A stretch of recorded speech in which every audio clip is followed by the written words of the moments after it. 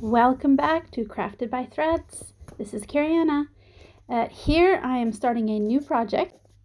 First I'm making the pricking where you punch holes. Here I'm getting the bobbins ready. There's 32. There's 16 pairs. I've got 2 different colored threads. This is just some thread that I had lying around. Measuring. It's supposed to be for the yellow color, it's 6 times the length, and then for the green, it's 3 times the length. So here I'm just measuring back and forth, and when you set it up, you make enough to have on either bobbin so that there's no tying of ends, so that you have half of it looped onto one bobbin and the other half looped onto the other bobbin, because you're always making bobbins in pairs.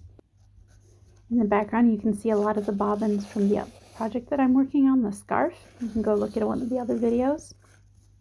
The pink pillow is just a different bobbin lace pillow without a roller, so that I can start a new project. Especially if I'm doing one large project like the scarf is, it's really nice to just have a break and do something new. This is a pattern that I've bought on Etsy through Galicia Bee. I'll make sure I have a link to the pattern in her Etsy shop in the video notes. And this is just something that I've then printed on my printer, and I've used packaging tape to attach it to regular, like, thin cardboard. And then, as you saw in the beginning, I've pricked the pattern so that it's ready to start. And once I've got, this is a pattern. You can choose what colors. I'm choosing to have the orange as the hearts in the pattern, and then the rest of the pattern will be green, and that's just because those were the colors of thread that I had, and I think it'll be a really cool combination. And all of the setup takes quite a lot of time, so in this video I focused on showing more of the setup and not as much of the actual lace making. I'll try to do a video where I do a start to finish. I just have to figure out my camera setup. As you can see, it's kind of wobbly, and the camera gets in the way of my vision, actually looking at what I'm doing. So I have to get a different camera setup before I actually film too much of the actual lace making from this particular pattern. But there's one pair of bobbins ready, and now making the green threaded ones, which is for most of the other all of the other bobbins are then green in my case. You can of course always choose to have different colors, and with this pattern you can even do 3 colors. And I try to do it easier by making enough lengths of the green, and then I attached them like this, and then wrapped all the bobbins. But I discovered after I did this that this was not quicker, because in a little bit you'll see the tangled mess that I made. Epically tangled. Luckily I have patience, so I fixed it and was able to get started, but it took way longer than I wanted to actually try to untangle this mess. As you can see here, I've even sped it up just so that you don't have to watch all of the mess, but it was epically twisted, which yeah, it was a little intense.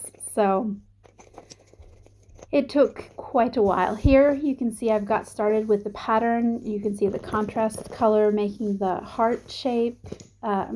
Like you can see, it's a little bit awkwardly filmed, but hopefully I'll get another video where I'll make another one, because it was a really fun pattern. So I just need to pick a different camera setup and you can see it better.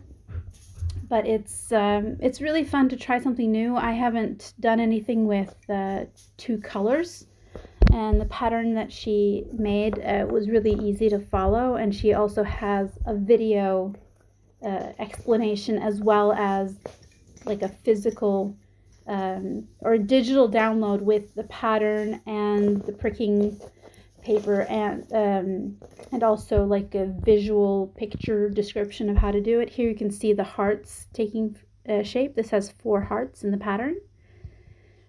Here's a little bit towards the end. You can see there her logo. I'll link to her YouTube as well. But yeah, it was really fun. It was really new, especially the tapered edge, both in the beginning and in the end. It was a really different way for me to start and end projects, but it was so much fun. So highly recommend. I will be doing this again. And I will link all of the information to where you can get the pattern, and also you can watch her videos. She does a lot of different both instructional and informational videos, so she's one to absolutely go and follow.